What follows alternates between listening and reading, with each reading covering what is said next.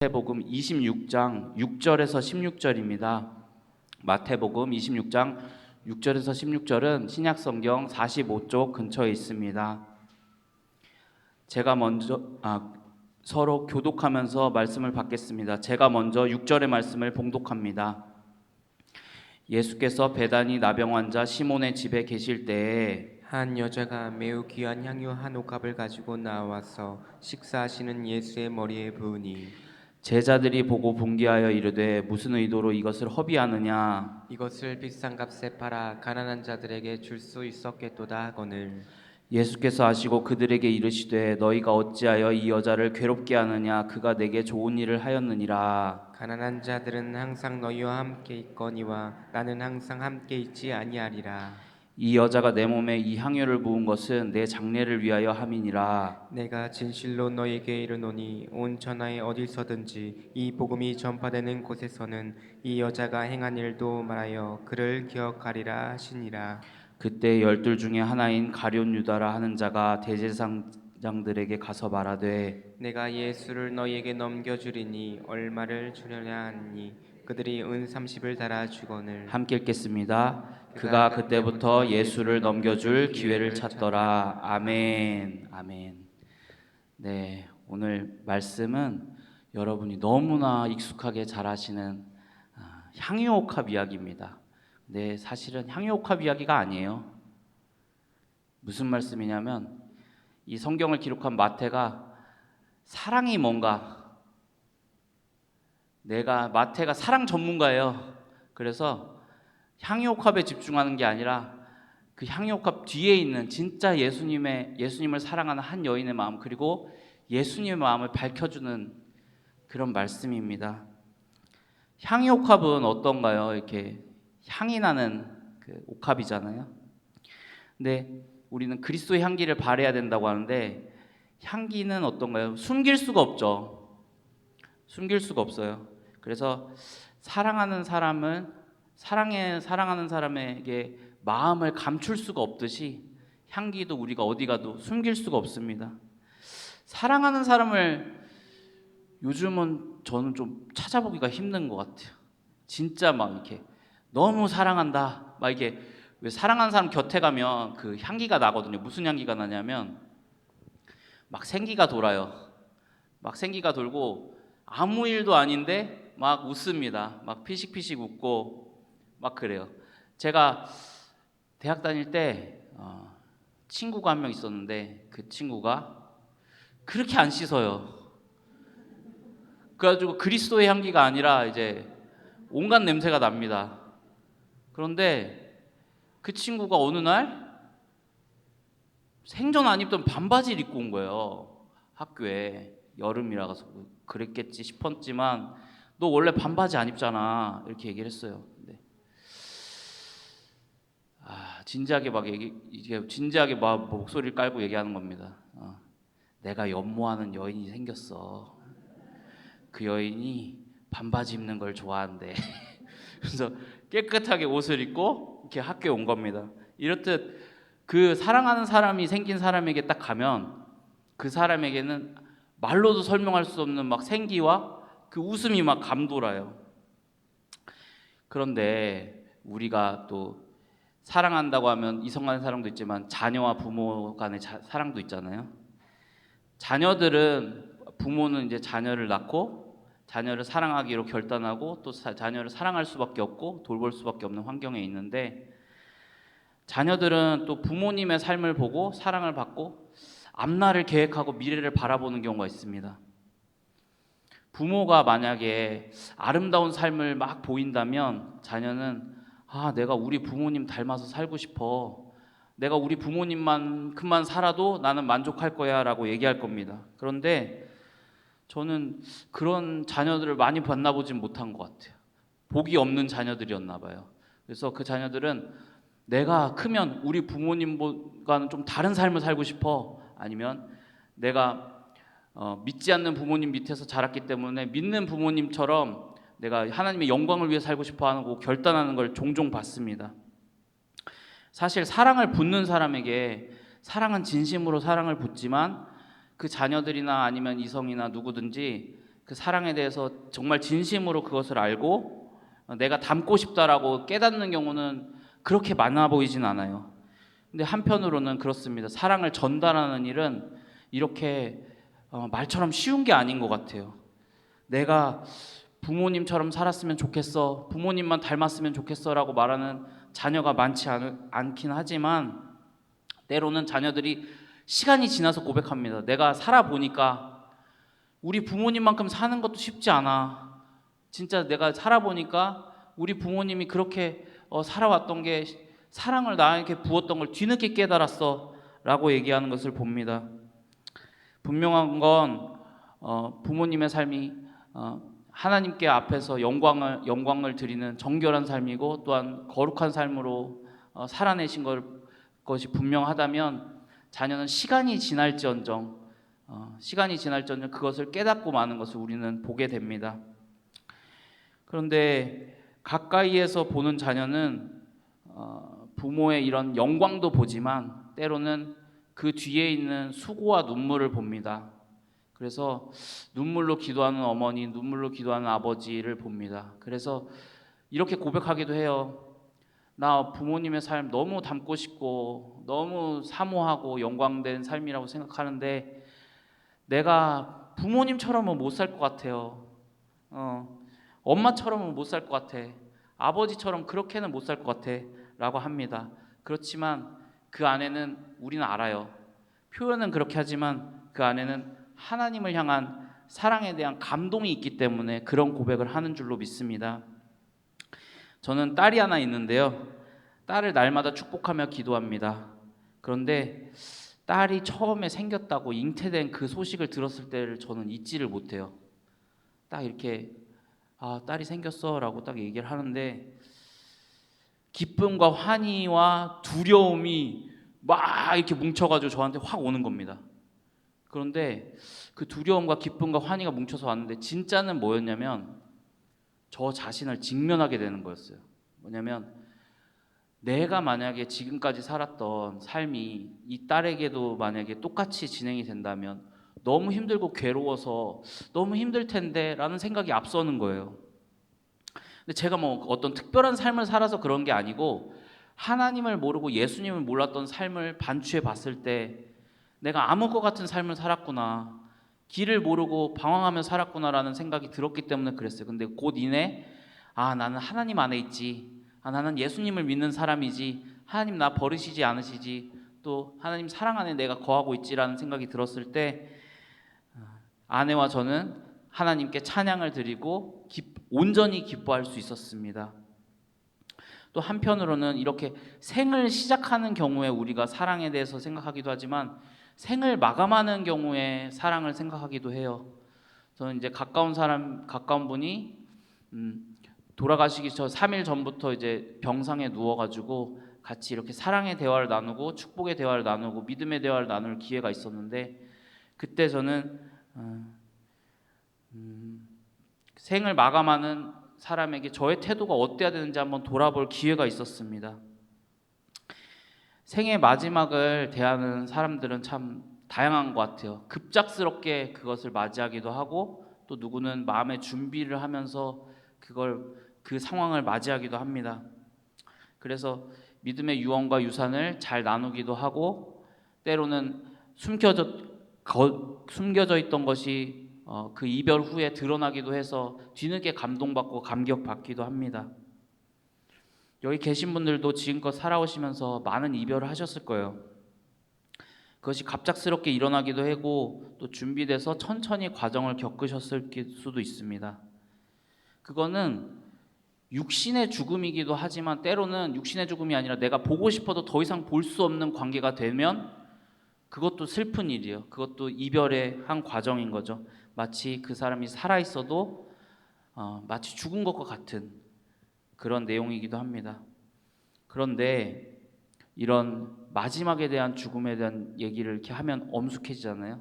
그리고 오늘 그 제자들처럼 누군가 여인이 예수님을 사랑해서 무슨 행위를 했을 때 너 가난한 사람을 위해서 그거 향유값 드리지 왜 그랬어? 라고 얘기하면 할 말이 없잖아요, 우리가. 근데 그런 과정에 있어서 정말 사랑이 뭔지 오늘 이 본문을 통해서 살펴보려고 합니다. 오늘 마태복음은 한 이름 없는 여자를 말해요. 이름을 거론하지 않습니다. 그래서 예수님의 제자였던 또 이 한 여인에 대한 이야기 뒤에는 가룟 유다 이야기가 붙어 있어요. 예수님과 동고동락했던 그 제자의 이야기가 붙어 있어요. 그래서 그걸 충분히 대조시킵니다. 비교해요. 그래서 진짜 사랑을 아는 사람은 누구인가? 그리고 당신은 성경을 읽는 당신은 이 여인처럼 하나님 예수님을 사랑하는가? 아니면 가룟 유다처럼 예수님을 팔아 넘기려 하는가라는 이야기를 우리에게 전달합니다.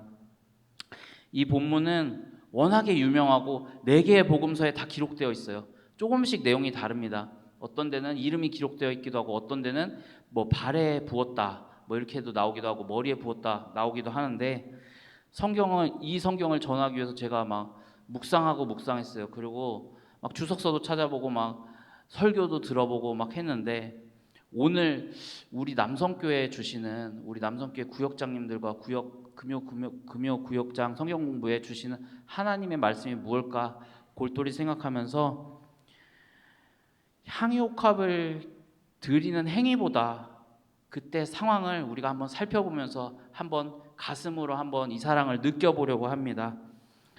먼저 마태복음 26장 7절을 읽겠습니다. 한 여자가 매우 귀한 향유 한 옥합을 가지고 나와서 식사하시는 예수의 머리에 부으니 아멘. 한 여자가 이제 나와가지고 식사하시는 예수의 머리에 부었어요. 왜 식사하시는데 갑자기 부었는지 예수님이 깜짝 놀라셨을 수도 있어요. 이 뭐 하는 거야? 막 이랬을 수도 있어요. 그리고 제자들이 분개하여서 여인에게 화를 냅니다. 네가 부은 향유면 얼마나 많은 사람들 도울 수 있는지 아느냐. 그래서 제자들이 여인을 타박하기 시작해요. 그 향유면 가난한 사람을 엄청나게 구제하고도 남는 돈이야. 그런데 우리가 다 알잖아요. 가난한 사람은 어디에나 있고 가난한 사람 얘기 꺼내면 어디에나 있기 때문에 그 얘기를 꺼내면 할 말이 없다는 걸 우리가 알잖아요. 마태복음 26장 12절입니다. 이 여자가 내 몸에 이 향유를 부은 것은 내 장례를 위하여 함이니라. 아멘. 그런데 예수님이 말씀하시는 거예요. 그 입 막아버린 그 입을 다시 막는 거예요. 이 여자가 내 몸에 이 향유를 부은 것은 내가 장례를 치르는데 그것을 기념하기 위해서 나에게 향유를 부은 거야 라고 하는 겁니다. 예수님께서는 그 전에 제자들에게 막 말씀하셨어요. 나 죽을 거야. 나 이제 십자가상으로 갈 거야.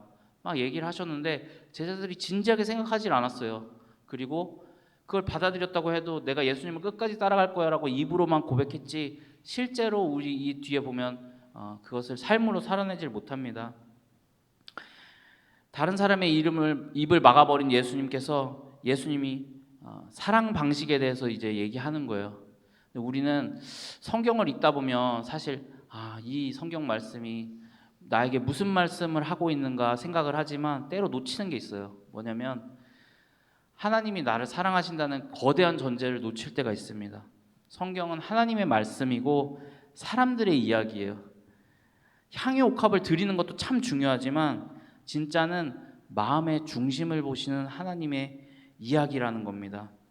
예수님은 여인의 헌신과 희생을 보시기도 하지만 진짜는 마음의 중심을 보시는 거예요. 또 제 친구 얘기를 하나 하면 이제 제 친구 중에 하나가 이제 늦게 결혼한 친구가 저도 늦게 결혼했지만 늦게 결혼한 친구가 있는데 결혼하기 위해서 이 친구가 운전하는 걸 되게 싫어해요. 그런데 멀리 이제 자기가 이제 결혼한 그분하고 이제 결혼하기 위해서 막 데려다 주는 거예요. 막 왕복 막 3시간 거리를 막 매일 운전하는 거예요. 그러니까 우리가 이제 십자가라고 하는데 저는 십자가를 이제 이렇게도 생각하거든요. 뭐냐면 사랑의 십자가는 내가 하기 싫은 걸 하는 거다. 우리 단순히 그래요. 제가 이제 십자가에 대해서 묵상하다가 이런 생각이 드는 거예요. 어느 날 집에 딱 갔는데 이제 집안일이 있는 거예요. 집안일이 있는데 너무 피곤해요. 하기가 싫어. 근데 이걸 하는 게 십자가구나. 그 십자가가 큰 게 아니에요. 내가 하기 싫을 때 내가 하기 싫을 때 하나 더 하는 거, 그게 십자가를 지는 행동이 아닐까. 그러면은 우리 아내분들은 전부 다 십자가를 지고 사는 거잖아요, 사실은. 그런 생각이 들더라고요. 그래서 그 사랑하는 마음을 이제 예수님의 십자가로 표현을 했는데, 내게 가장 좋은 게 무엇인지 잘 알고 있는 사람이 있어요. 예를 들면 그것이 향유옥합인 사람이 있으면 향유옥합을 예수님께 드렸다는 건데, 지금 그걸 사랑했기 때문에 드렸다고 이제 표현하는 건데, 내가 가장 사랑하는 게 무엇이든 간에 그것이 예수님보다 앞선다면, 그러니까 그것이 무엇이 됐건 간에 예수님보다 앞서는 무엇이 있다면 그것을 내가 사랑하는 거거든요. 그 사랑하는 거를 예수님께 드렸다는 거예요. 근데 가룟 유다는 어땠냐면, 예수님보다 앞서는 게 있었는데 그게 뭐냐면은 그에게는 은 30이었던 겁니다. 근데 여기에서 극명하게 대조되잖아요. 향유 옥합은 이게 다른 복음서에 보면은 300데나리온 정도라 그러거든요, 가격이. 그게 어느 정도냐면 한 데나리온이 노동자의 1일 품삯이에요. 그러니까 300데나리온 정도면 1년 연봉 정도 됩니다. 1년 연봉 정도 되는 향유 옥합을 부었다는 거예요. 근데 우리는 이해가 이 타산이 빨라가지고 돈의 많고 적음에 더 집중해요. 사실은 그거보다는 진짜는 돈의 많고 적음이 아니라 예수님보다 앞서는 뭔가가 있었다는 거예요. 근데 여인은 예수님보다 앞서는 걸 예수님께 드렸다는 겁니다. 그리고 가룟 유다는 예수님보다 앞서는 걸 자기 손에 쥐기를 원했다는 거예요. 예수님을 죽음으로 이끌었던 가룟 유다는 자신의 손에 은 30을 받으려 했지만 사실 은 30 얼마 되지 않거든요. 근데 예수님을 잃어버렸을 때 우리의 모습이 드러나는 거예요. 예수님을 잃어버렸을 때 우리는 돈도 잃어버리고 세상에 그 이해 타산에도 약해지게 되고 정작 예수님을 팔아넘기는 그런 행위까지 하게 되는 겁니다. 우리가 가장 사랑하는 사람이 곧 세상을 이별하는 그런 소식을 들었어요. 그러면 우리는 다 사실은 이 여인처럼 행동하게 되어 있습니다. 내가 뭔가 계산하지 않아요. 내가 뭔가 막 이렇게 조절하지 않아요. 내가 이걸 하면 무슨 일이 벌어지겠지보다 내가 하고 싶은 행동을 하게 되어 있습니다. 사실 부활이 없다면 사랑하는 사람과 헤어지는 게 가장 이 세상에서 고통스러운 일이겠죠. 참으로 슬픈 일일 겁니다. 그래서 그것 때문에 힘들어서 내가 이 땅에 태어난 게 정말 잘한 일일까가 생각이 들 정도로 그 사랑하는 사람과 이별하는 게 힘들 수도 있어요. 그런데 부활이 있고 우리가 만날 줄로 믿기 때문에. 그런데 이 여인에게 예수님이 그러는 거예요. 예수님을 사랑한 여인은 예수님이 내가 장례를 치러라고, 이 여인이 여기에선 나오지 않습니다. 그러니까 여인이 예수님이 돌아가실 거를 알았는지 몰랐는지는 정확하게 나오지 않아요, 이 본문에서는. 그런데 예수님을 나 장례를 위해서 했다고 말씀해 주시잖아요. 그러면서 이 여인을 얼마나 사랑하는지 말씀하십니다. 이 여인이 만약에 그것을 알고 있었다면, 예수님이 말씀하신 것처럼 분명하게 알고 있었다면 그 알게 된 경로는 중요하지가 않아요. 이 여인에게 더 이상 예수님이 곁에 없겠다라고 알게 된 그 상황에서 여인은 어떻게든 예수님을 붙잡고 싶었을 거예요. 지금 내 앞에 있는 사람이 계속 있었으면 좋겠다, 나랑. 그 예수님이 나랑 떨어지는 게 자신의 살을 내는 듯한 그런 고통으로 느꼈을 수 있어요. 그래서 이 여인은 향유옥합을 깨뜨립니다. 자신의 가장 중요한 걸 깨뜨려요. 자신이 할 수 있는 걸 하는 게 바로 그 여인의 최선이었던 거예요. 그 향유옥합을 팔아서 막 가난한 자에게 주고 이런 생각이 안 났을 거예요. 향유옥합이라는 게 더한 것이 있어도 아마 그것을 깼을 겁니다. 자신이 진정으로 사랑하고 구원이라고 믿었던 예수님께 드리는 것으로는 그것으로 부족했을 거예요. 사랑을 아는 사람은 이 본문이 이해가 가는 겁니다. 제자들은 죽음을 진지하게 생각하지 않았어요. 그리고 제자들은 오히려 핀잔을 줬어요. 너 뭐 하는 거야? 예수님 식사하시는데 왜 그걸 머리에 부어? 그리고 그 향기 나는 거 예수님에게 도움이 될 줄 알아?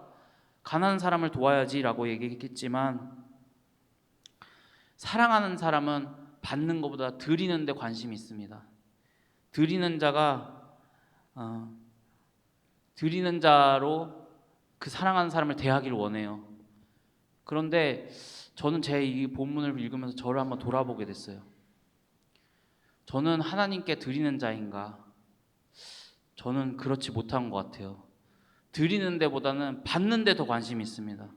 은혜를 받는 데 더 관심이 있어요. 내가 은혜를 받지 못하면 하나님 살지 못해요 라고 하면서, 하나님 내가 무엇인가 드리고 싶어요 라고 얘기하는 게 주저가 되고 너무 힘이 들 때가 있어요. 그리고 그 은혜를 당연히 하나님께서 늘 부어주십니다. 늘 부어주시고 충만하게 부어주셔서 우리에게 감사로 머물게 하시지만, 만약에 그 은혜를 잃어버린다면 나도 가룟 유다처럼 되겠구나 라는 생각이 들었습니다. 더 이상 빼먹을 게 없다고 판단한 예수를 따르는 무리는 예수를 팔아서 자신의 입속을 차리는 겁니다. 자신의 입속을 챙기며 은혜의 근원인 예수님을 팔아 넘기는 거예요. 말씀을 통해서 중심이 쪼개집니다. 우리의 중심이. 나는 드리는 사람인가? 아니면 팔아서 내 이익을 챙기는 사람인가? 나는 드리는 사람인가? 드리는 사람의 중심을 의심하는 사람인가? 나는 드리는 사람인가? 아니면 드리면서도 그 입속을 판단하는 사람인가? 주님은 물으세요.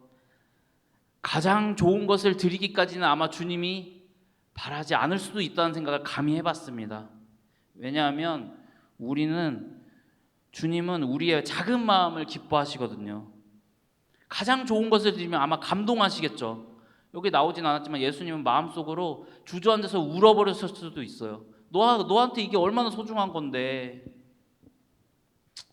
만약 누군가를 사랑해 본 사람은 알 겁니다. 그 사람이 나에게 아주 작은 표현, 미소만 한번 지어주고, 아주 작은 표현, 나 너를 이만큼 좋아해, 나 너를 이만큼 사랑해, 내가 너를 이만큼 아껴라는 표현을 조금이라도 한다면 하루가 행복하고 그 일주일이 행복해요. 우리는 경제관계로 무언가 판단하는 게 습관이 되어 있습니다. 우리는 사회적인 타산을 계산하는 게 똑똑한 줄로만 알아요. 그런데 예수님은 저와 여러분을 정말 그 작은 떨림까지 사랑하시는 분인 줄로 믿습니다. 사랑의 셈법은 다른 거예요. 예수님은 사랑의 언어로 말씀하십니다. 그 여인이 나를 위해 뭔가 드렸어. 그거 엄청난 건데 라고 막 말씀하고 싶으신 거예요. 그러니까 아마 향유옥합을 드리지 않았어도 나의 마음의 중심에 보고 내가 그 여인의 표현을 보고 감동했어 라고 얘기하셨을 거예요. 그런데 그 여인은 어땠나요? 예수님을 너무 사랑했기 때문에 요즘 말로 급발진을 한 겁니다. 예수님에게 그것이 이득이 되었을까요? 저는 딱히 이득이 안 됐을 것 같아요. 그거 딱 향유옥합 다 부었는데 예수님이 향을 느끼고 장례를 느끼는 그런 마음의 감동이 있었겠지만 실제적인 이득이 되었을까요? 그렇지 않았을 겁니다. 향유옥합을 예수님께 부은 거 좀 어리석다는 생각도 들어요. 사랑을 모르는 여인이 예수님을 사랑하는 방법이 잘못됐어 라고 생각할 수도 있습니다. 마태복음 26장 13절입니다. 내가 진실로 너희에게 이르노니 온 천하에 어디서든지 이 복음이 전파되는 곳에서는 이 여자가 행한 일도 말하여 그를 기억하리라 하시니라. 아멘. 그런데 예수님께서는 터지는 가슴을 목 놓아서 앉아서 울어버리실 수도 있는 그것을 이렇게 표현하셨어요. 앞으로 이 복음이 전파되는 어디에서든 이 여자를 기억할 거야. 기억해야만 해 라고 표현하는 겁니다. 예수님께서는 그 표현이 때로는 서툴고 무지하더라도 그 마음의 중심을 보세요. 마음이 전파되기를 원하십니다. 그래서 읽는 우리에게 사랑이 무언가, 사랑이 작은 떨림도 기억하는 그것이 아닌가라고 생각하는 겁니다. 이에 비해 가룟 유다는 아주 작은 은 30에 자신이 따르던 예수님을 팔기로 작정해요.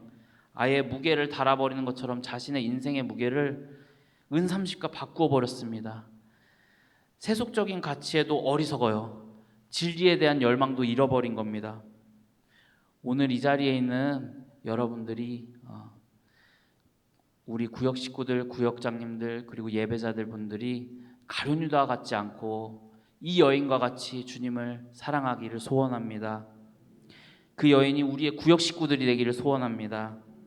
그 여인의 마음이 우리 구역장님들 다 되길 소원합니다. 때로는 조금 어설프더라도, 때로는 조금 표현하기 어렵더라도 주님을 사랑하는 마음이 있다는 것을 주님이 반드시 기억하시는 그런 사랑만입니다.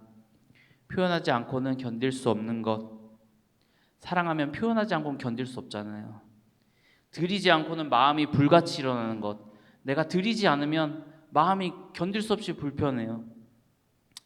사랑하지 않고는 멈출 수 없는 것, 그것이 예수님의 마음이고 우리의 마음이 되길 주님의 이름으로 축원합니다. 이제 받은 말씀 가지고 찬양하실 텐데요. 내게 있는 향유옥화 부르시면서